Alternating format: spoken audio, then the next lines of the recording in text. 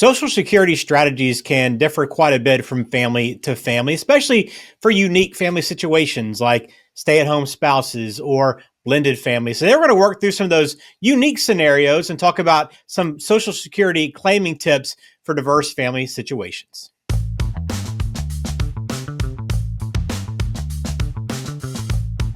Hello, welcome in. This is Retirement Reality. Glad to have you here. Please subscribe to the YouTube channel. If you're watching us here, we appreciate your support.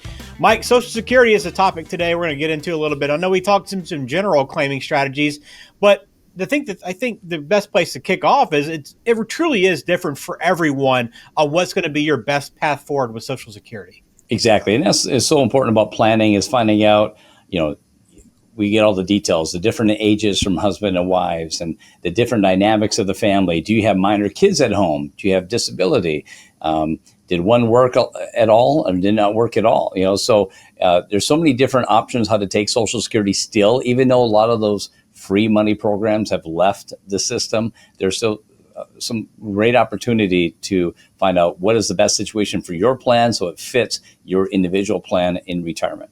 Awesome. We'll work through these today. If you want to talk Social Security with Mike and the team in Principal Preservation Services, just text the word retired to 21,000. You can begin that process as well. All right. So the first, situation here, Mike, to work through, I want to talk about is single income households. This is obviously pretty common, right? One spouse works primarily, the other stays at home. So when you have the situation with a primary earner, what do they need to consider with Social Security?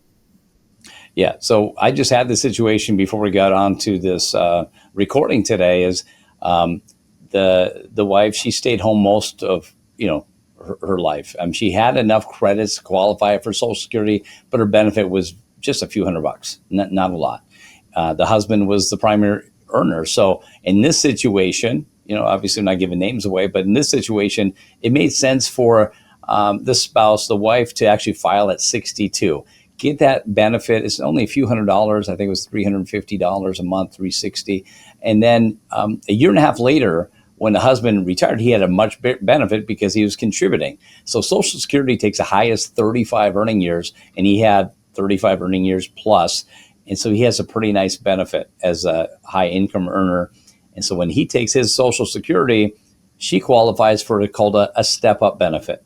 So she will get almost $1,000 more when he files a year and a half after she gets her $360 a month. She's going to get a big step up when he files.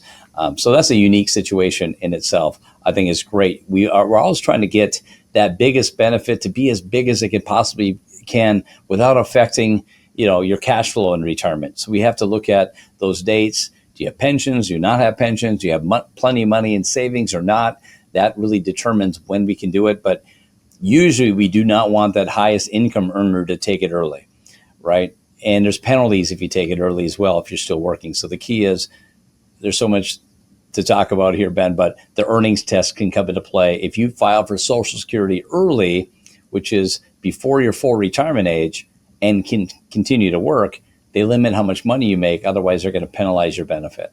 Yeah, if any of these situations we talked through today describe kind of what position you're in, please feel free to reach out to give more details to talk further about what we're talking about. We're not going to get into all the details of these different strategies and claiming timing and all that. So you want to reach out with Mike and go through it a little bit deeper. But let's talk then again, Mike, couples that are both earning dual income households, pretty common as well. But how can these couples coordinate? I know communication's so important. It's not about just worrying about your own timing, right? You need to be working with your spouse in order to determine what's best for everyone. Yeah, and this is so unique because he might be 4 years older and he retires at 65 and she's maybe 60 or 61 when he retires. Well, you can't file for Social Security until 62 at the earliest, but here's that healthcare issue. This is the biggest piece that comes into play with, both husband and wife working full-time jobs is who's going to cover healthcare, because the cost of healthcare people are very concerned about before Medicare, which starts at 65. So I've seen this many times where one spouse will retire at 65. Maybe the other spouse will actually work till 65 and they want to. A lot of times the husband wants the wife to work till 65 and she doesn't want to work till 65. She wants to enjoy retirement. So it gets a little tricky situation. Then we look at maybe the Affordable Care Act. What are the income limits for that? Can they afford to keep their income low enough so it's reasonable enough? Are they going to buy Cobra, which Cobra is only an 18-month issue? You could buy the healthcare plan through the previous employer for only 18 months, but that could be 3-4 times the price of what you were paying for it while working. So it gets to be a little tricky coordinating when to take it. A lot of times still in this situation, the smaller benefit, maybe whoever it might be, will take it right at retirement. And the other one, sometimes we still delay it maybe a couple of years to full retirement age. If you have longevity, health is a good situation in the household. Maybe the parents are both living in their 90s. It might make sense to delay one of them till 70. That's interesting. I think most people just assume, okay, we're a couple. It's probably pretty straightforward for me compared to what my friends did, but there's a lot that goes into it: age, earnings, when you plan to retire. So interesting that you kind of broke that down. It's important to see that the why is so important to have these discussions about Social Security timing. Yeah, and even when it comes to the Social Security, and a lot of people are looking to do Roth conversions. By delaying Social Security now, it allows that income to be postponed to do more Roth conversions, especially this year. The Tax Cuts and Jobs Act is set to expire after this year. So it's last year to get some lower rates unless they extend them, which we anticipate them doing. But again, delaying Social Security allows them to do more Roth conversions as well. That's another piece of the puzzle. Awesome. All right, let's talk blended families then, Mike. I know there's a lot of, obviously, divorce is fairly common in our country, and we're seeing more and more gray divorce, people getting divorced later in life in their 50s and 60s. So for these people that are in this situation, that have blended families, what are the considerations here? Yeah, here's maybe another unique situation. I've met a few people this last year who second marriages, and now they have minor children at home, kids under 18. There's unique situations. If you file for Social Security with minors, now you get additional Social Security benefits per child.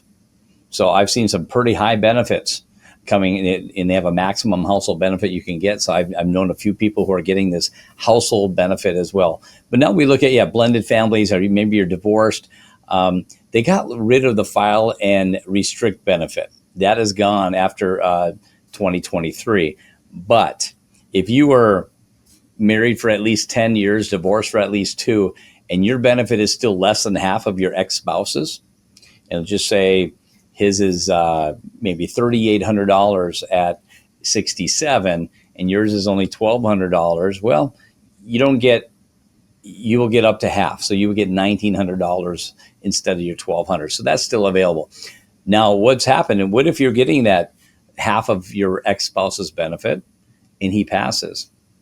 Now you get 100% of that benefit if you're married for at least 10 years, divorced for 2. So that's a unique situation for divorcees. If you're married and your spouse passed, you get one or the other. You don't get both. But you can take your benefit and delay the widow benefit, or you could take the widow benefit and delay yours, and yours might surpass it. Then you can switch to it. So there's some unique situations. That's what my mom did. My mom at 66 retired, married for 20 plus years and divorced. My dad had passed. She collected her benefit from 66 till 70. And then at 70, no, his benefit, 66 till 70. That's the widow benefit. And then at 70, hers had surpassed his by about $400 a month. Then she was able to switch to that. So there are some unique situations. Now, if you're on that widow benefit and at 60, and then you get remarried, you can stay on that widow benefit. And then if your current spouse passes and their widow benefit is higher than the current one you're on, you can switch to that one. So there are some unique situations. Unfortunately, you're not going to get that information from Social Security most of the time because they're busy and they're not properly trained, unfortunately, in this. Yeah, that's good information, Mike. I didn't realize you could switch like that. So that's again another reason why you work with the financial advisor, learn things you don't know or never realized. All right, how do strategies change then, Mike, if anybody has disabled members in their family?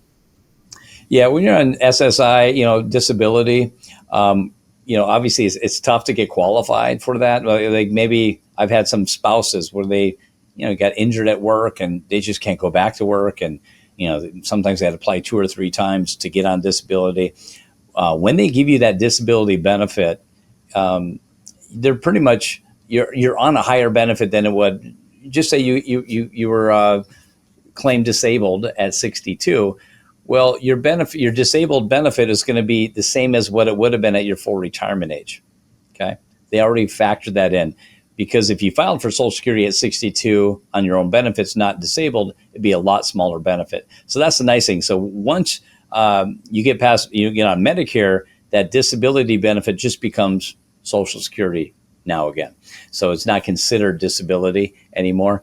But if you have a disabled child, that's on some disability, obviously that comes with some estate planning and some planning, because there's limited income you can make for those children, limited assets they can get if they're considered disabled as well. That's why it comes proper planning with a special needs trust to go in conjunction with your revocable living trust is needed. So you just have to have some more understanding and better planning if you have somebody on disability or a child who's on disability. All right. To summarize, there are a lot of complex situations that families face, right? I mean, it's pretty clear. There's a lot of different lifestyles, situations, and you got to plan for all these. So what's one piece of advice then, Mike, you'd give someone to help them craft a Social Security strategy that aligns with their needs? What is that one piece of advice you'd share?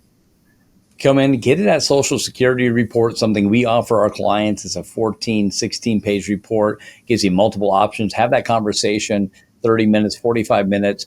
It's a free report we hand out. You're going to better understand your situation, what your benefits are, a better understanding about what you might be doing. About 75, 80% of the people who get that report, Ben, typically change their thinking on when they're going to file. They think they're going to file at this age because their brother-in-law, who knows everything financial, tells them this is what you need to do.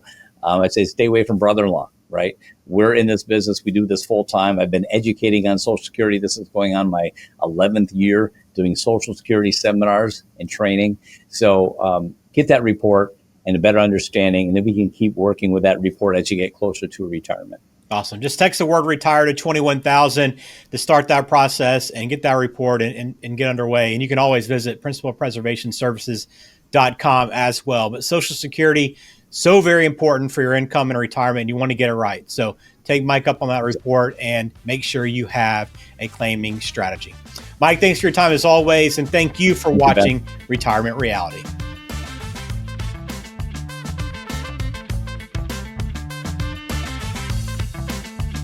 Investment advisory services offered through Alpha Star Capital Management, LLC, an SEC-registered investment advisor. SEC registration does not constitute an endorsement of the firm by the Commission, nor does it indicate that the advisor has attained a particular level of skill or ability. Alpha Star, Principal Preservation Services, LLC, and Principal Wealth Services, LLC are separate and independent entities. Insurance products are offered through Principal Preservation Services, LLC, a Minnesota and Wisconsin insurance agency. Investment advice is offered through Principal Wealth Services, LLC. Any comments regarding safe and secure investments and guaranteed income streams refer only to fixed insurance products offered by Principal Preservation Services, LLC. They do not refer in any way to securities or investment advisory products. Fixed insurance and annuity product guarantees are subject to the claims paying ability of the issuing company and are not offered or guaranteed by Alpha Star.